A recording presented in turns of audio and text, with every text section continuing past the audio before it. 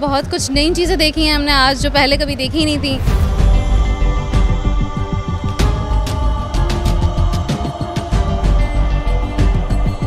बहुत अच्छा लग रहा है, मैंने यहाँ से कोई ख़रीदारी भी की है।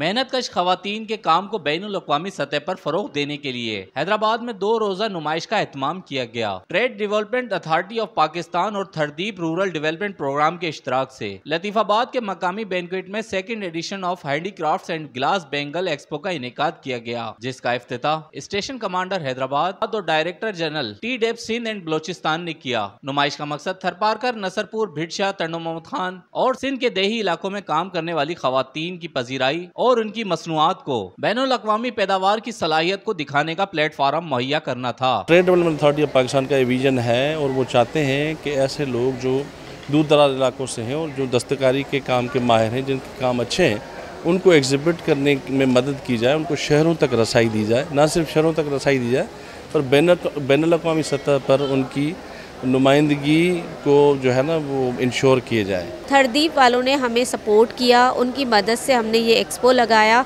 और ख़वातीन को हम आगे लाने की कोशिश कर रहे हैं ताकि उनके हाथ की जो बनी हुई रिल्ली, चूड़ियाँ, हाथ की ज्वेलरी और हैंडीक्राफ्ट के जितने भी आइटम्स हैं वो उसको प्रमोट करें। इसका मकसद ये है कि इन लोगों को हम एक्सेस दें मार्केट तक, मेन मार्केट तक, ताकि इनकी प्रोडक्ट्स की जो है वो प्रॉपर एक तो नुमाइश हो सके और वो आगे फिर अपनी मार्केटिंग कर सकें और उनकी चीज़ें अच्छे दाम में बिक सकें। नुमाइश में 40 से ज़ायद स्टॉल सजाए गए थे, जिसमें सिंध के सकाफती रंगों पर मुश्तमिल मलबूसात, दस्तकारी नमूनों और दीगर आराइशी सामान भी रखा गया था। यहाँ पे ऐसी वो भी चीज़ें हैं जो खुद से पे हैंड एम्ब्रॉयडरी हुई हुई है, जो कि आम दुकानों में नहीं अवेलेबल होती, ना कहीं और होती है।